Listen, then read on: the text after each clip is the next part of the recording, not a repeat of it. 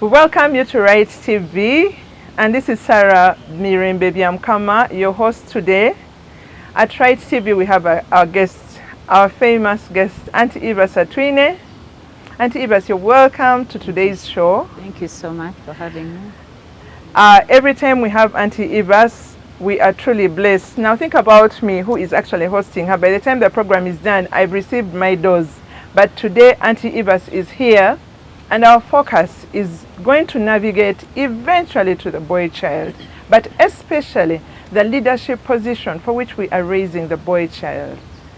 So as we start our program, Auntie Evas, once again, I would like you to introduce yourself to our viewers. Yes, some of them are getting familiar with you, but it would be good for another new person to get to know you a little bit better. Okay, thank you so much, Sarah and Rite TV for having me. Yeah. My name is Atwiine Evas Kansime, and I'm the CEO at the International Center for Mental Health and Family Care. I'm a clinical psychologist, and I'm a family therapist. Wow. I'm also a parenting coach. Yeah. So as we have this conversation, I'll be able to blend the three. Wow, and Auntie Evas will do it ably. I've read a number of her books. By the way, they're available in very many supermarkets about family. So she's right about clinical psychology, about growing up, parenting. My God, the parenting ones, you just have to look out for them when you get into a supermarket. Auntie Evas, we welcome you with a lot of wealth of experience. Okay. And in our current situation where we live, I just want us to begin right at the family level. Family, function of family. A very brief description of family, of function of family, Auntie Evas. Okay, so before I talk about a function of family, Yeah. let's just go back to family and probably remind viewers about what we take for granted. Now, you've heard a statement that a family makes you or breaks you. Oh, yeah. And this speaks to the importance of a family. A family anchors us. A family is foundational to society. A family is a place that makes a foundation, an anchor to our lives. And so it's the starting point of family. That's where character is nurtured. Oh. Wow. Right? And actually psychology puts it at 80% character formation of any individual. So an individual's character is not made out in what is this institution for Catholics where they train their people, and no, the like person seminaries, the like seminaries and yeah. all this. That's not where character is made. Character is made at home, and then it's reinforced by society. So a family is very, very crucial. So 80% of who you are and who I am is determined by family. So that's how important it is. And so this is something we never give a lot of thought. You know, we just take it for granted. So if 80% of your being is determined at a certain place, then it requires a lot of attention. It does. It does. I agree. It does. And so when we talk about its importance, then we are talking about the need for individuals, for government, for institutions to really focus there On the family. on the family, You're right, and ensure Auntie Evas. that it's functional. So its functionality is absolutely crucial, because this is what determines our being. So a little bit determined later on wherever we go, but a display, the outside family is a display of character that has been shaped at that level. 80% 80%. is huge. It's huge. It's massive. It's huge. There is no reason It's why we would massive. take this for granted. It's massive. Actually, can I just explain it Certainly. a little bit? I was reading some materials on psychology, and they indicate that we are all born with a little deposit of humanity, right? which is 10%, just a little bit, and it needs to be reinforced at family level, 80%. So the inborn traits, 10, and the window, the family nurturing, is supposed to give us 80%. And then the remaining 10% is what we call self-improvement. Self-improvement. So when you've got, then we have that window. Unfortunately, some of the lovely traits we have grown with, that innocence, can be nurtured or killed at family level. But then the important point I want to make here is that whatever you don't get at family level, the kind of nurturing, the expectations we have here, when they are not met, they all pour into self-improvement window. Unfortunately, most of the time when we are already old, we tend to glorify who we are rather than seek to improve ourselves. You understand? I do. Yes. So you find that if you didn't learn basic character at family, later on you're actually a danger to society. And then you find that instead of learning humility, learning honesty, now you're saying, me, that's who I am. That's who I am. I'm already, who is teaching me? You can even add on the word tribe. In my tribe, this is how we do it. In my tribe, that's what we, in my family, even my grandfather used it to be like. So that's the danger, because when you're already there in self-improvement, very many people take advantage of that window. Excuse me. So you become a problem. And a big so one. That's where, when, if I may labor this point a little more, that's where now, for me who is in family therapy, marriages are breaking because people are saying, I didn't learn this. And they're fighting with their spouses. You're not my father. You're not my mother. Who are you to teach me that?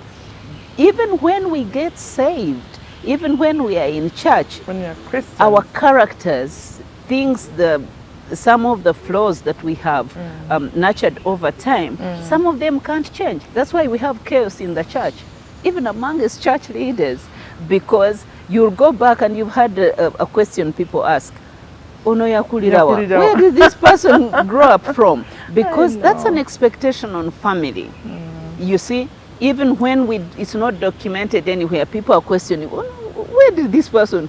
Because the things we are displaying in society are a reflection of what you got or didn't get at family level. Yeah. So our viewers, we've started off very well. Nobody is spared. The workplace, the church, the marriages are the places that receive us when we have gone through family. And when we get there and 80% of our character is already formed, it adds on to the 10 we are born with, the good we are born with, and probably we have a window of about 10 to improve ourselves.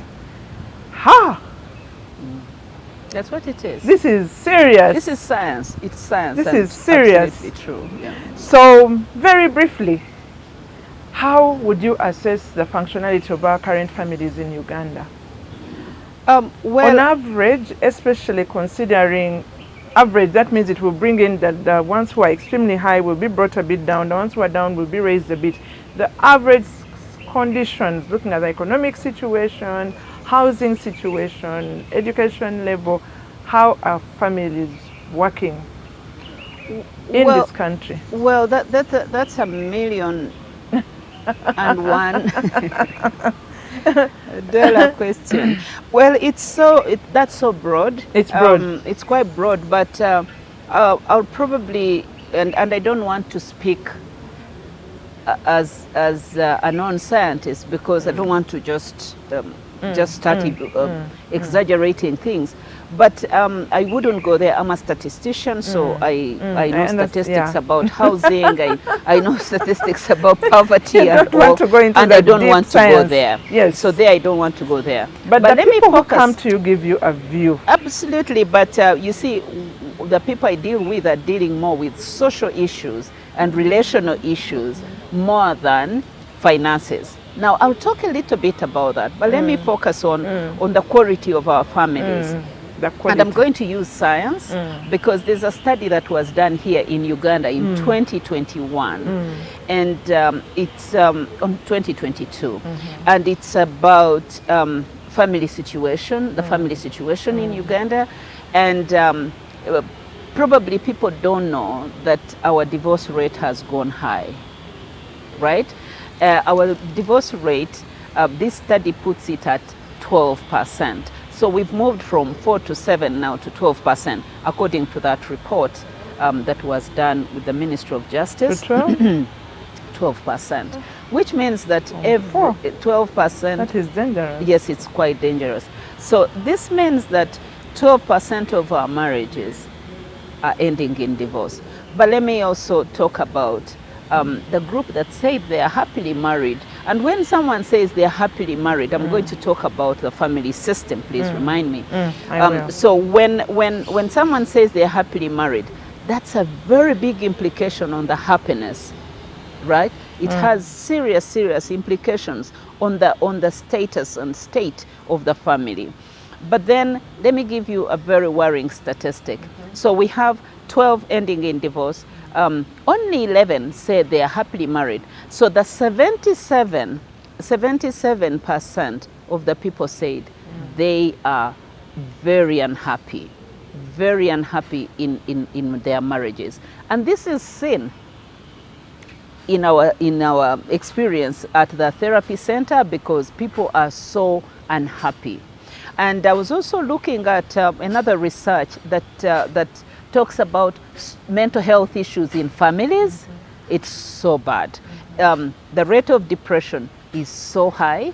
People are depressed, both adults, especially married couples, and depression in children. Now you're seeing the problem of drug abuse and all the confusion that is happening, the sexual orientation issues that we are having now. So all these are a reflection of the brokenness in families. And so when we say that 77% of the people married are saying they are very unhappy, this should worry us. So let me now bring in the family system I told you. Now, let me explain this, and I believe people who are watching will understand very clearly. We refer to a family as a system, okay? Now, anything referred to as a system means that it has different parts that determine its final functionality. Now, I'm just thinking about a digestive system. You're right. So, if you eat food here successfully, but the rest of the parts are not processing it well, then you're not going to have, that's where people get swollen, tummies, and all the problems that we have. Sure. So, a family is referred to as a system. System, for it to function, different parts have to go so well. So the first, this system, family system, has 4 subsystems. The first one is what we call the spousal marriage subsystem. Husband and wife. Husband and wife. Now, husband and wife. Now, this husband and wife is so core to everything that happens. Now, in a family subsystem, spousal subsystem is the foundation and the cushion that holds the family functioning together. Okay? Again, science, psychology indicates that a spousal subsystem contributes 80% to the family functioning. Okay, so I'm coming. So spousal subsystem. The second subsystem is parental. Parental subsystem is dependent on the spousal subsystem, right? So if the husband and wife are broken, it's going to affect their parenting abilities. And we all know the drama that comes with this, because once you can even be living together, but your relationship is not good, and so you can't be in sync. You can't be together in terms of how you're addressing parenting. That's where you find Some parents are trying to win children on their side, and they are saying, oh, your dad is so bad, oh, your mom is so bad. More mistakes. Because you're not together. You're not together. And as a parenting coach, I always tell people, even if you disagree, don't disagree before the children. These children need to see you as one team. Yeah, you're right. One team. You're the very moment right. they realize their cracks, they are going to manipulate you. So you can't be great parents if you are in disagreement. So the parental subsystem gets affected when the marriage is not going well. And of course, so many things. If you're depressed, if you hate each other, if all these things are happening, this is going to spill over to the children. It does. Right? Now, the parental subsystem, okay, is highly dependent on this. Now, you'll have heard me say, and let me repeat it here, science indicates that these children's success and mental stability and proper functioning is 80% drawn from the parents' relationship. So can I just smuggle something in here and say, please. That's why when I'm counseling couples and they are contemplating separation or divorce, I always first ask them a question: have you counted the cost? Yeah. Right? Can we consider all these things? And if you feel that you have thought them through, and at the end of the day you still want to make a decision to break this marriage and go different ways, then let's see, do you understand the stakes that we are dealing with here? So parenting. And then of course when people separate and break, we go, I mean, unfortunately sometimes it has to happen, but when they break, we talk about peaceful or harmonious co-parenting. Yeah, co-parenting. Is it co-parenting? But I want to tell you, it's very difficult. It's harder. It's very, very difficult. And sometimes I've encountered this, that number one, people never think about it. They are more concerned about their emotions. But secondly, there's a temptation for especially ladies, ladies who think, I'll go, after all, children under 12, I have, a court will give me custody, and I can take care of my children, I can take care of my children. But you see, taking care of the children goes beyond material provision. Sure. Actually, material provision is just 10%. Small component. 90% is mental health and its emotional wellness. And our success is dependent on our inner energy and emotional wellness. And so that's why you'll find you have children, you can provide the money, everything is good, but they are depressed, they are confused, because they thrive on a healthy relationship. Because after all, our health and wellness and happiness is determined by relationships. The third subsystem. The third one? Third subsystem is called sibling. Now, if the parental subsystem is affected, the parenting is affected, then sibling relationships are going to be affected. Certainly. You understand? So do you see how everything goes together? And then this gets affected, right? So you find children are broken, they don't want, they've learned certain behaviors from the parents, they haven't been nurtured, and so this also affects. But let me talk about the fourth one. The fourth one is relatives, workers, and others. Now, when I talk about this, definitely, do you see how the first subsystem determines the success of the rest of the subsystem? I'm just thinking about an example I'll use. In my counseling work, I've encountered a family where when there is brokenness, you'll find that the wires touch each other. So you find the child now is in the place of parents. Yeah? Do you see that? Yeah. So when there is brokenness, everything gets confused. But I wanted to share one experience where now the maid is the one counseling fighting spouses. So do you see that? Coming from the bottom the last subsystem, then now they've been elevated to over even above. You see that? So I am talking about functionality of a family. So when the first subsystem fails, everything else Gets upside down. gets upside down. You've captured this very well, Mrs. Atwiine. So well that everybody who's listening to us realizes a part of this family system that may not be functioning for them. And my prayer is that we will not allow somebody to come from the bottom part of the rank, like a worker, to come in and cancel us as spouses because the spousal subsystem is not working. Sometimes, by the way, the worker can be a wife or a husband. You know, when there is dysfunctionality in the first subsystem, everything just crumbles. Everything crumbles. So viewers, if really 80% of character development is formed in our lives, in our families, and a family makes us or breaks us, it affirms us, it anchors us, I will very quickly move to ask Auntie Evas.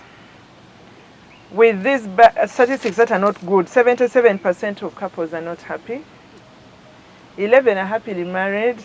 Kudos to the 11. But I wish we could swap these two and say 77 are happily married. Okay, the reality on the ground is, and this is a study, she picked it from a study, and then 12% divorce rate, which has risen from 4 to 12. Families under threat. My question is, where does this place the boy child, Mrs. Atwiine? Because that boy child is going to be the head of the next family system. Sure. What preparation does he need to function? Because if we are coming from 77% of unhappy families, we are raising a broken boy. We are raising a wounded boy. And I'm concerned because he has to take up leadership at the next level. I know you understand my interest in that question, Mrs. Atwiine. Okay, so I do understand it, and I was just thinking about how to approach it. Yeah. So let me first talk about the importance of leadership. Now, Right. we all know that for any institution to thrive, leadership is key. Okay. Leadership is a divine concept. It is not something that we are just thinking about. Leadership is divine. And so God in his wisdom knew that for any institution to thrive, you need a leader, right? Now, and you'll have heard me say, and let me say it again before the cameras and say, this is one of the areas that is being challenged in families. And so everyone is saying, I'm the leader, I'm the leader. Now, I've always said that anything with two heads is a monster. So if, now, ladies who are fighting for leadership. Position. Now, in every institution, there is a leader determined. Sure. Now, at family level, the man, the Bible tells us very clearly that hierarchy of leadership and management structure in a family. And so later on, when we are discussing the issue of submission, I'll be able to talk about this more. But I'm just smuggling it in to say, let's not question this leadership structure. Don't worry about the person leading yet. We are going to talk about that. But the leadership structure is meant to bring order. Yes. To bring order and Yes. functionality. Just imagine people woke up and everyone is doing their own things. So it's very important that we acknowledge it first and foremost. Secondly, that we prepare people to take on that leadership role. Now, this breaks my heart because I know, and you all know, the challenges we've had. And now everyone, we are crying and running, and it's an emergency. And it's a crisis where we are talking about boys not prepared for leadership, Sure. right? So you said that boys, in your question you asked what happens to the boys who The have been... family is wobbly from It's the wobbly, statistics that's we went right. through. That's right. And then we are raising the boy who is going to create the next family. How are we... And we also have the boys who are leading now. Okay, so this is the thing, and I think that's where it starts. You see, a leader is not a common man. There is an expectation put on a leader. Certainly. That's number one. Secondly, as a life coach, every person has to be trained. There is a little bit of training and coaching. True. And why? True. Because the biggest chunk of life is managed by skill, not True. Just naturalness. No. True. So coming back to your question of the boys. Now, there has been so much, this is needless to say, that there has been a lot of effort put into preparing girls, asking them the question, what kind of wife are you going to be? What kind of mother will you be? What kind of this will you be? That's exactly what we say. You can't talk like that. You're a girl. You're a girl. To be a mother. You see, you can't talk like that. If you do that, your husband will fire you, you know, that kind of thing. So you have us. I do. You have us. So you see, that's training. And I've met girls who are so upset. They said, how could they train this? And I say, thank God you're trained, because do you see, you're managing. That training is very important. We need to be trained on how to speak to people. We are trained on how, do you remember how our mothers used to tell us, you know, if you put water in the mouth, so that you keep quiet, don't respond. So all that is about emotional regulation. And that's very, very key in life. Now, so going back to our boys, most of them have been left to just grow. They've grown. They haven't been nurtured and trained, you know, with all these what we call life management skills. You see, so it's life management, but also preparing them in a special way as leaders. As leaders. You see, as leaders. We've reached a very good place. You see.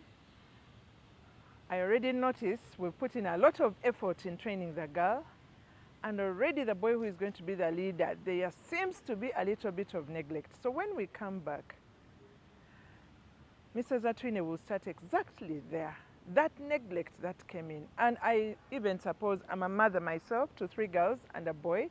Maybe it came out of the fact that some of us have a few more girls than boys. I don't know. We'll start from there and find out, this man meant to lead. What are those skills that we should be planting in him? Thank you so much, Mrs. Atwiine, and we'll start right there.